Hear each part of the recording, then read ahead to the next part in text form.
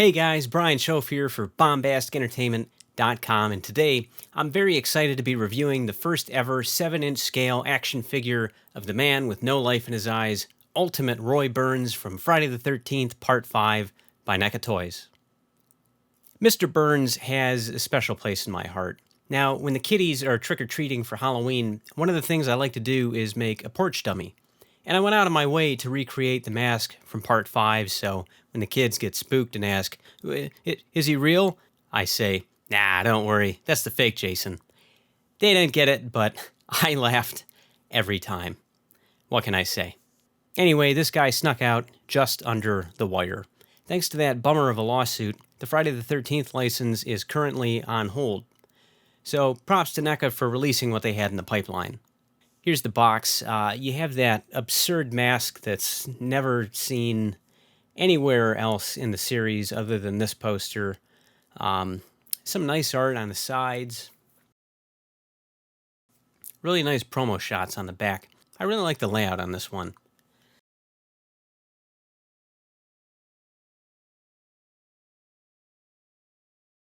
And inside we have the ambulance driver from hell, Roy Burns. It's pretty cool how on the inside of the box they recreated the loft from the barn at the end of the film. All right, let's get this guy out of there. So what we have here is literally a murderer's row of accessories. If something was in the film that isn't here, I can't think of it. We have the spike, we've got the ridiculous leather strap that he twisted one way, then the other way. We've got an extra hand so he can hold that, or the shears. These actually work, and that's just really cool. Really great attention to detail here. You got your standard machete, Ma's meat cleaver, a hunting knife, the tent spike, which was scene specific, and of course, the famous road flare. So like I said, if they left something out, I can't think of it. They really went above and beyond here.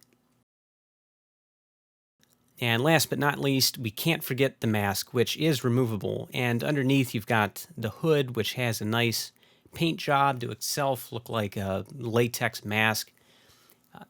Inside the hockey mask here is blue. I'm not sure if that was actually the case. I don't think it ever comes up in the movie. Maybe? I don't know. I'll have to watch it again and pay attention to that.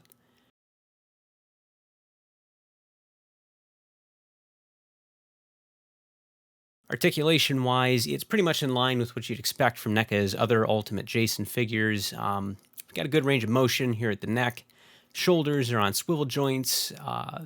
Got double-jointed elbows, which would be good for those kind of raised machete poses. Good rotation at the wrist joint. There is no joint in the chest, so just like the Michael Myers figure, the torso is all one solid piece with no rotation at the waist.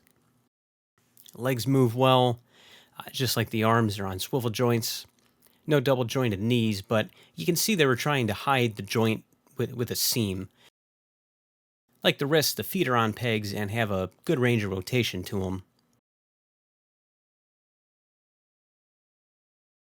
It's just a great looking figure, and like a lot of their other human figures, they're using the clothes to try and hide the joints and make them look invisible. So I don't mind a little less articulation for better hidden joints because what's here is well done and makes for a pleasant looking figure in general. Real nice paint job here, and they did a good job getting the color of the coveralls just right. That's kind of a point of contention people like to argue about. Some people say they're green, some people say they're blue. The correct answer is they're spruce green. It's just they kind of appear blue in a lot of scenes of the movie because it's raining all the time, and the water kind of darkens them up a bit. Even the game released a patch to change the coveralls from blue to the correct green, so there you go, bit of trivia there. So like Michael Myers, you do share some pieces with the arms and the legs, as I totally called in that review. Roll the clip.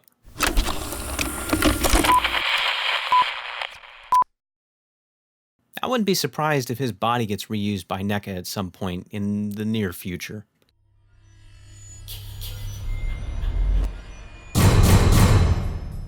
Nailed it. So they did. They reused some of the body parts, but a lot is new.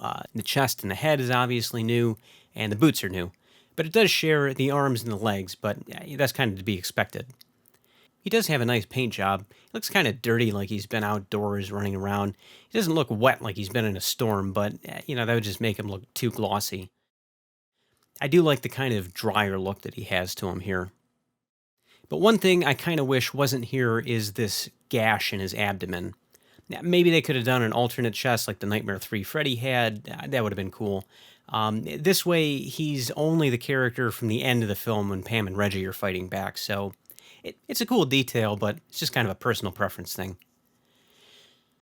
But overall, they did do a really good job with this figure, just recreating all these little details, and even the mask here has these kind of latex wrinkles, and of course, this is probably the only Friday figure they had to get an actor license for, since the others are monster makeups underneath a hockey mask. And that's really commendable because likenesses aren't cheap, and maybe they could have just left the mask on and called it a day, but Neca doesn't do things halfway, so major points for going above and beyond. Again, with the lawsuit, putting the licensed products on hold, Neca really moved mountains to get this guy on the shelves. Just last month, we got Jason from Freddy vs. Jason, and now we're getting what might be the last figure ever from the classic series, so hopefully that gets resolved and we can finish out the line. We're so close to that Ultimate Part 7 figure. One day. Fingers crossed. Anyway, if you're on the fence, I say pick him up. I don't even particularly like Part 5, and I still think it's really cool to have Roy on the shelf next to the other Jasons. And if anyone happens to get hacked over a candy bar, you can bet all Roy will settle the score.